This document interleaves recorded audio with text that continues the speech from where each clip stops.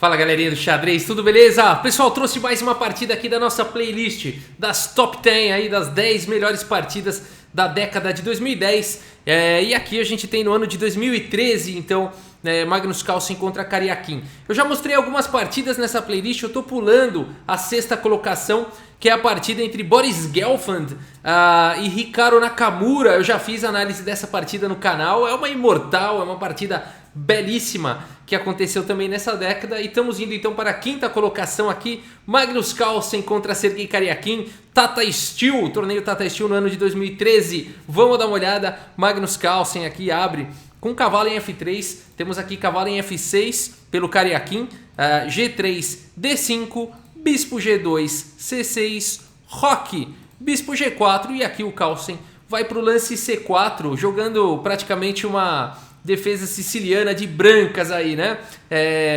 Indo para esse ataque índio do rei aí. A partida seguiu com E6 e agora D3, cavalo de bem D7, C por D5, agora virou uma siciliana mesmo de brancas. E por D5, na siciliana, o jogador de negras troca o peão da coluna C pelo peão central, e foi exatamente o que o Magnus Carlsen fez aqui. E aqui dama C2. Temos bispo em E7, cavalo aqui em C3, bispo por F3, bispo por F3, com isso o Karjakin enfraqueceu o domínio das brancas da casa de D4, o cavalo estava dominando e portanto agora D4 atacando o cavalo. Cavalo em E4, roque, e aqui o Magnus Carlsen decide trocar os cavalos. Temos cavalo por F6, cheque, cavalo por F6 e aqui bispo D2. E temos essa batalha de peças menores aqui no tabuleiro, tema do par de bispos contra bispo e cavalo.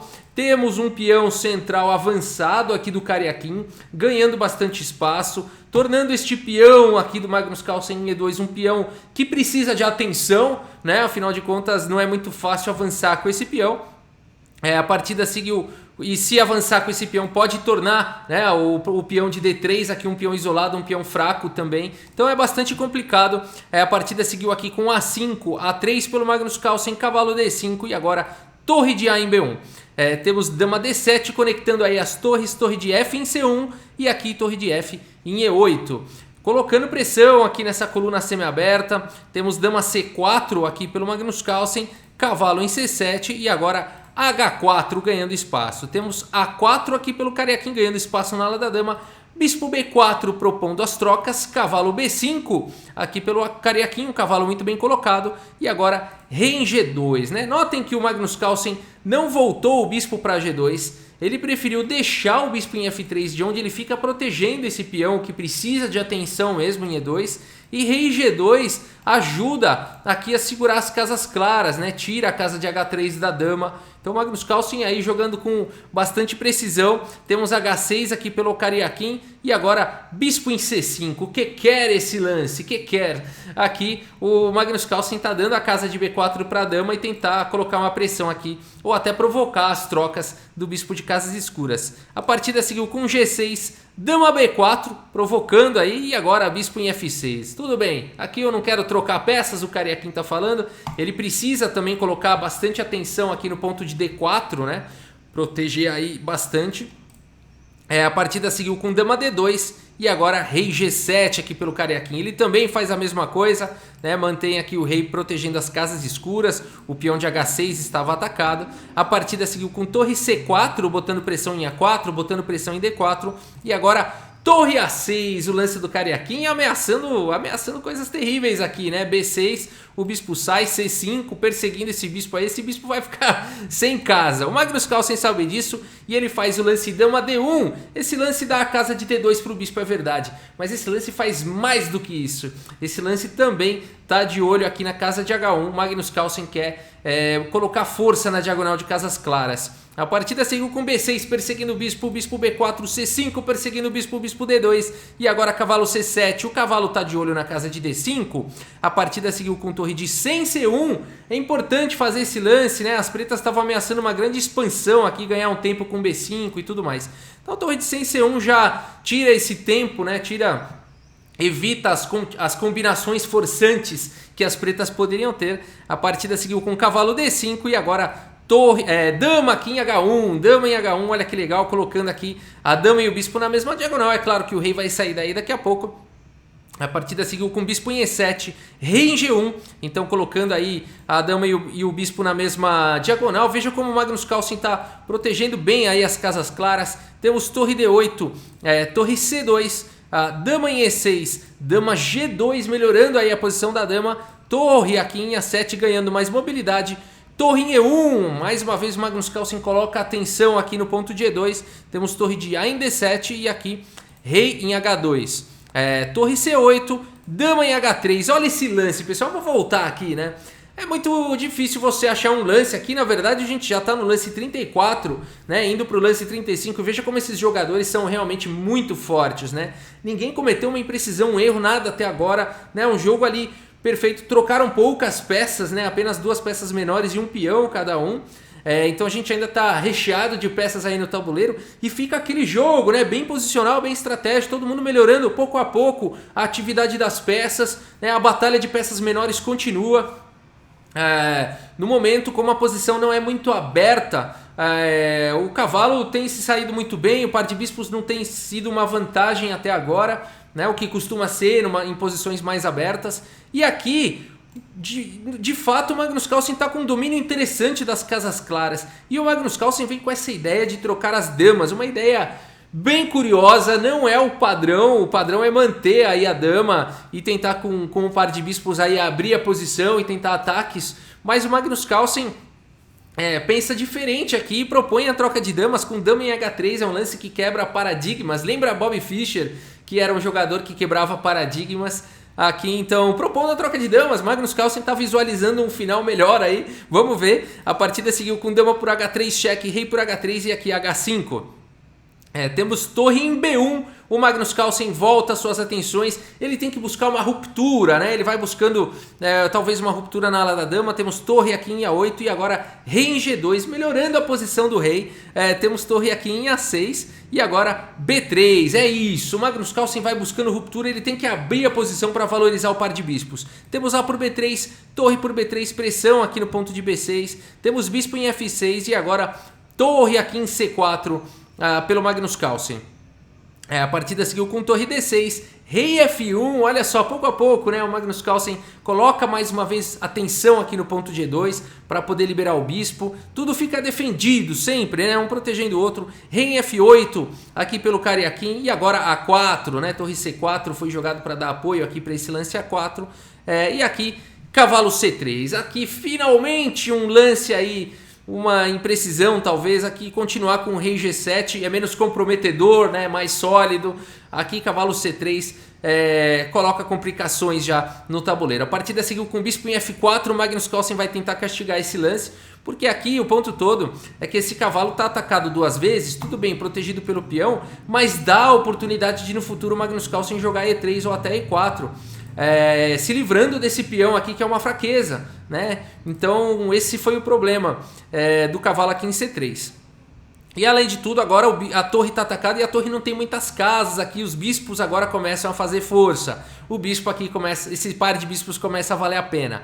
A partida seguiu com torre E6 e agora o lance que exclama E3. Olha só, o Magnus Carlsen, que tinha um peão fraco aqui em E2, vai transformar o peão das negras em D4 um peão fraco. Então esse foi o problema de cavalo C3, né? Agora deu para o Magnus Carlsen jogar isso. Não dá para as negras capturar esse peão, senão aqui o Magnus Carlsen vai capturar aqui 2 peças menores por uma torre, vai valer a pena, né? Então agora a posição vai ficando difícil aí para o Karyakin. A partida seguiu com cavalo por A4 capturando o peão e agora temos bispo D5 atacando a torre.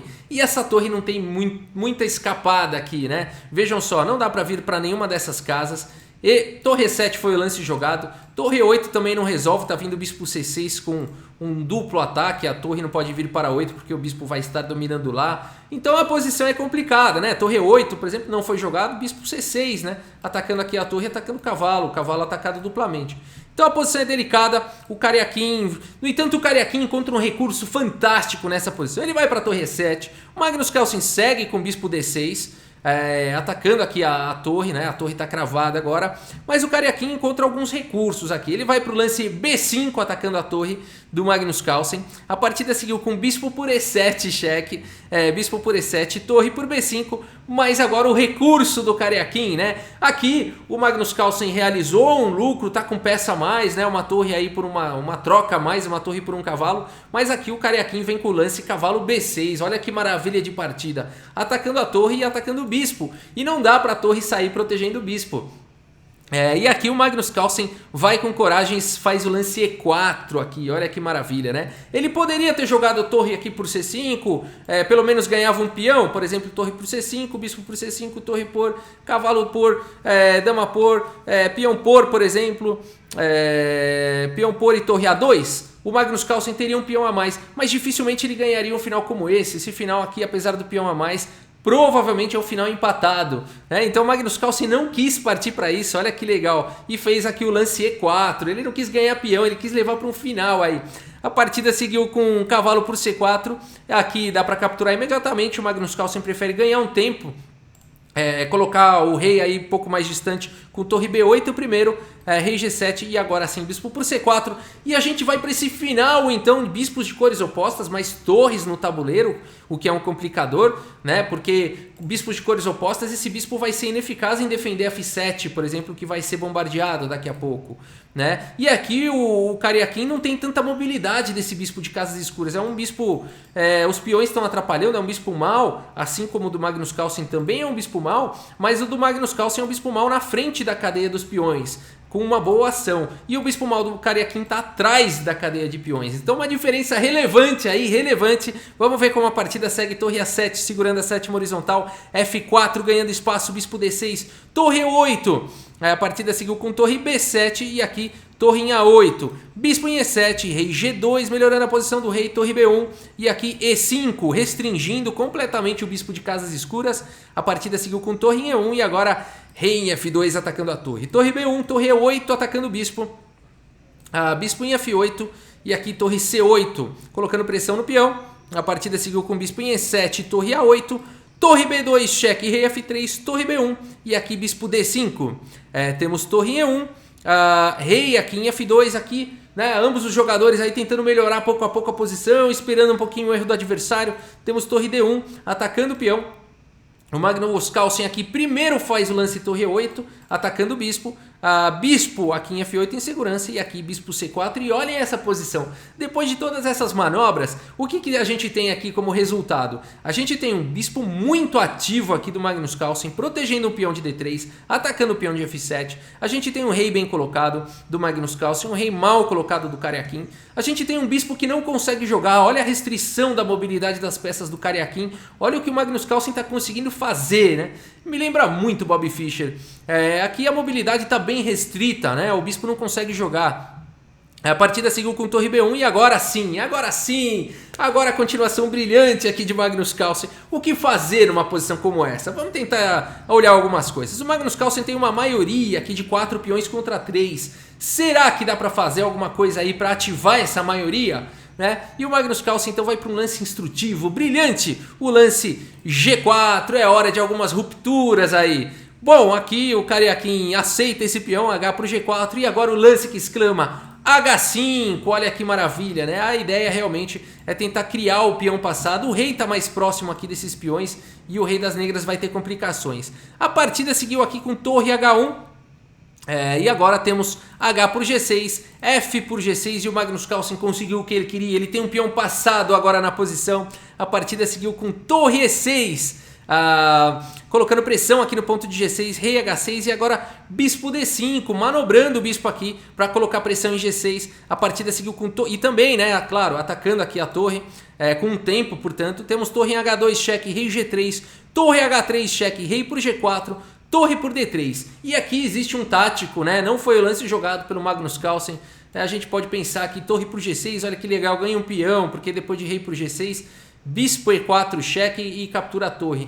Mas esse lance vai para o empate, um bispo final de bispos de cores opostas, quantidade de material igual. O Magnus Carlsen prefere jogar com peão a menos aqui, momentaneamente, porque agora F5 vai recuperar o peão. O peão das negras aqui do Karjakin está cravado, a pressão é total. A partida seguiu com torre E3 e agora torre por G6 cheque. Temos rei H7 forçado, bispo G8 cheque, rei H8 forçado e agora rei F4. Protegendo o peão aqui de E5 e a gente tem esse final, olha só, o bispo do Karjakin continua não conseguindo jogar, né? Talvez aqui para G7, mas bispo G7 agora não faz nada, não pode vir para H6, né? Pode vir para E7 aqui no momento, mas está vindo F6. A posição tá difícil aqui para o Karjakin, o rei do Magnus Carlsen está melhor colocado. A partida seguiu com torre C3 e agora F6 restringindo de vez aí o bispo de casas escuras, o bispo não pode jogar. A partida seguiu aqui com D3 e aqui posição dificílima, por isso que aqui o estudo de finais é importante. Pessoal, a gente vai para o lance 79, 7-9 e aqui apenas um lance vence para as brancas. Pode deixar as brancas com vantagem, todos os demais as pretas igualam. E o único lance que pode deixar as brancas aqui com possibilidade de vitória foi o lance jogado pelo Magnus Carlsen, rei E3, o único lance. Qualquer outro lance aqui os estudos mostram, estudos dos grandes mestres, estudos de computadores mostram que as pretas são capazes de empatar. Então aqui o único lance rei E3, Magnus Carlsen, brilhante. Por exemplo, aqui um lance muito tentador, é um lance como o bispo D5 aqui, é um lance bastante tentador, né? Ameaçando o cheque, ameaçando ganhar o bispo e tudo mais. Esse lance não ganha por conta de D2, as pretas têm recursos, né? Aqui depois de torre G8, por exemplo, rei H7, torre por F8, né? Então aqui é muito tentador ir para uma sequência como essa, afinal de contas, se as pretas promoverem agora para dama, as brancas estão dando checkmate, com bispo E4, rei H6, torre H8, mate. Fala, puxa, aqui as brancas ganham, perdeu a chance. Nada disso. Aqui depois de D2, por exemplo, torre G8, rei H7, torre por F8, as pretas têm um lance incrível aqui que vai para o empate. Torre C4, olha que maravilha, cheque. E aqui depois de bispo por C4, as pretas então conseguem promover aqui para a dama e não tem mais o cheque aqui em D3. E essa seria uma posição aqui com probabilidade, com chances aí de empate. Né? Então olha só que situação, né? Por isso que o Magnus Carlsen não foi para o tentador bispo D5 e foi para o lance rei E3. É muito difícil, né? Ainda mais com pouco tempo, nessas horas já tá no final do jogo, todo mundo sem tempo aí. Muito legal esse lance, a partida seguiu com C4 e agora, mais uma vez, só tem um lance aqui que mantém as brancas na vantagem. É muito difícil de encontrar e foi o lance jogado bispo em E6. Olhem só, pessoal, bispo D5 já não dá certo. Bispo D5 não dá certo e bispo E6 dá. Olha a sutileza da posição. Aqui as pretas têm D2 e depois de rei por D2, torre aqui em D3 cheque, conseguindo empatar aí a partida.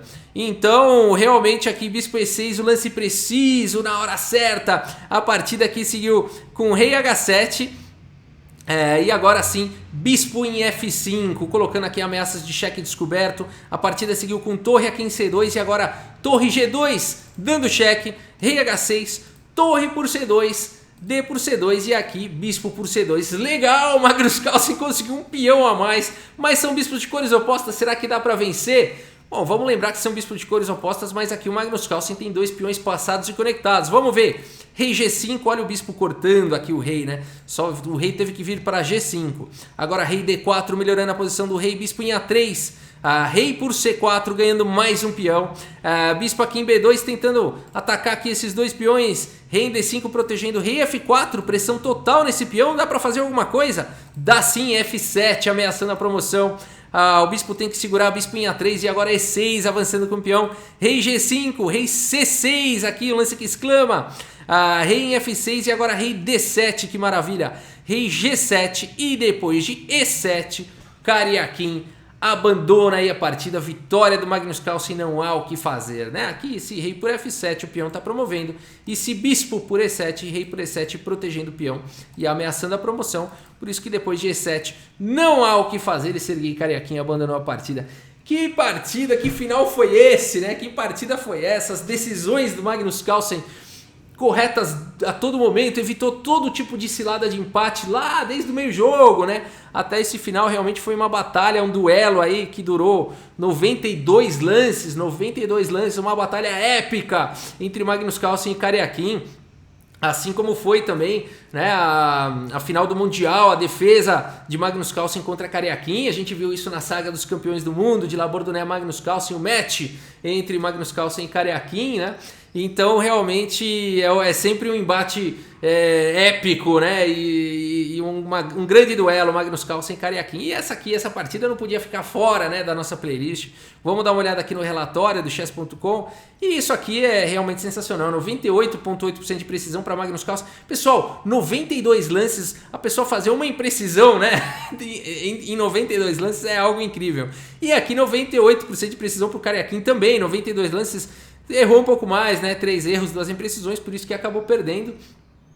Mas assim, perdeu no detalhe do detalhe, né? Aqui o Karjakin, vamos voltar lá no tabuleiro, ele teve algumas oportunidades ali nesse final aí, mas realmente eram posições bem complexas, né? O problema todo do Karjakin foi torre H1 nessa posição, né? Quando o Magnus Carlsen faz essa ideia da ruptura com G4, que é sensacional, e faz aqui o lance H5, aqui realmente o Karjakin teria que ter capturado esse peão, né? Estudos mostram que apesar aqui, né, de ser uma posição bem perigosa, até as brancas teriam que tomar cuidado aqui, tá? Por exemplo, depois de F5, as pretas poderiam jogar H4 exclama, e aqui a posição é perigosa para as brancas. Por quê? Se elas fizerem F6, Rei G6 e acharam que ganharam peça aqui, torre por F8, na verdade aqui as pretas ganham, tá? Elas podem ganhar, fica perigoso aqui, mas na verdade se as brancas jogarem corretamente pode dar empate, tá? Mas é uma posição bem perigosa. Por exemplo, Rei F5, bispo por F7, por exemplo, aqui as pretas vão ganhar, tá? Então aqui poderia seguir com G3, cheque, Rei F3 e aqui torre B2, ameaçando sequência de cheque-mate. E não tem muito o que as brancas fazerem aqui, né? Aqui a grande ameaça é torre F2 mate. As brancas teriam que sacrificar bispo, aqui bispo G6, por exemplo, rei pro G6. Mas esse é um final melhor para as negras. Então assim, é realmente um final muito perigoso.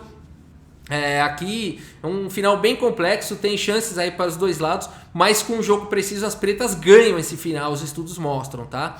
Então realmente, olha só, né? G por H5 era o lance que o Karjakin deveria ter jogado. E aqui, depois de F5, H4, F6, cheque, Rei G6, por exemplo, torre por F8, Rei F5, aqui o que teria que ser jogado... torre por F7 também não funciona, olha só que legal. Por conta de G3, cheque, Rei em F3, torre B2, com uma continuação similar, né, ao que a gente viu. Então realmente G por H5 era o lance, né? Era o lance a ser jogado. Aqui... as brancas, para não perderem, teriam que jogar aqui depois de H4, F6, Rei G6, torre por F8. Na verdade, as brancas perdem todas as linhas aqui, né? Rei F5, eu não tinha reparado. Ah, não, tem torre H8 aqui, na verdade. Torre H8 aqui é o lance que seguraria. Então aqui, qualquer daqueles lances que a gente viu, ou torre por F7 ou bispo por F7, levaria as brancas à derrota. Olha que final difícil, né? E torre aqui em H8 levaria ao empate, na verdade. Aí poderia seguir aqui com torre B2 cheque, rei F1, torre B1 cheque, provavelmente um perpétuo aí, as brancas estão segurando aí os peões, não tem mais ameaça de cheque-mate, então aqui daria para empatar. Vocês veem como a coisa toda é complexa, né? Então H5, torre H1 foi o problema que trouxe problemas aí para o Karjakin. O Karjakin teve outra oportunidade na partida, quando ele fez esse lance B5, que com uma ideia fantástica de jogar depois lá o cavalo B6 e tudo mais. No entanto, ele tinha uma outra ideia aqui que poderia ter sido jogada. Aqui ele está com uma complicação, o Karjakin, né, porque vai perder material. Mas ele poderia jogar aqui o lance cavalo C3, os estudos dos grandes mestres mostram que ele teria esse recurso aqui ao invés de B5. Aqui depois de bispo por E7, bispo por E7, bispo C6, por exemplo, poderia seguir com torre A1, cheque, rei G2, D por E3, olha que maravilha, deixando o cavalo. Provavelmente foi esse o lance que o Karjakin não enxergou, essa continuação, né? E aqui não dá para capturar esse cavalo, né? Torre de B por C3, por exemplo, porque está vindo E2. Né? Então com promoção na sequência. Torre E4, né? Teria que jogar assim, mas aí as pretas têm igualdade.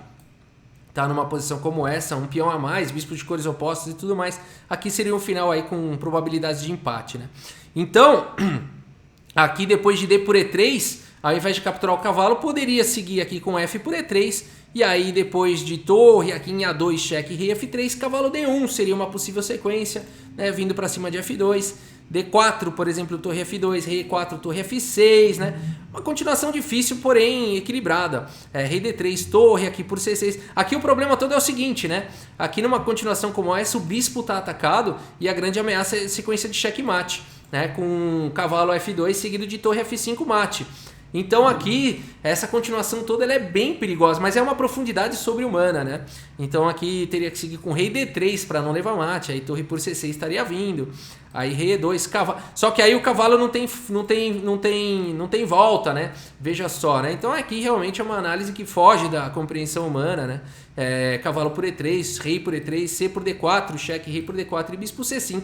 E aqui é um final empatado, porque esse bispo e esse peão, se forem capturados, as brancas vão ter que sacrificar uma peça, e aqui essa minoria de 2 contra 3 não faz nada, o rei está próximo dos peões e a torre está jogando, é um final empatado, tá? Então realmente, ao invés de B5 tinha cavalo C3, agora cá entre nós, né? Isso aqui não é humano, né? Na partida eu achei que esse lance foi sensacional por conta do recurso lá, né? E realmente ainda funciona esse recurso, porque esse final aqui ele é um final com chances iguais para os dois lados, né? A gente viu que o Karjakin tinha possibilidades de empate depois lá do G4 do Calce, né? Passando aqui mais pra frente, depois daquele G4 que foi sensacional, mas as pretas ainda tinham como brigar. Depois de G4, aqui depois de H5 ainda tinha como brigar capturando, né? Então eu não vou criticar aquele lance B5 do Karjakin não, eu gostei demais. É claro que os grandes mestres e as engines mostram que cavalo C3 seria mais simples, né? Levar pro empate do que jogar um final como esse que é muito mais difícil, né? Mas enfim, uma partida sensacional, tem muita análise ainda que daria para ser feita nessa partida, uma partida rica, né? Rica de detalhes, rica de análise. Mas é isso, espero que vocês tenham gostado aí desse vídeo, dessa partida. E é isso, pessoal, muito obrigado pela sua audiência, um grande abraço aí para todos vocês e até a próxima, valeu!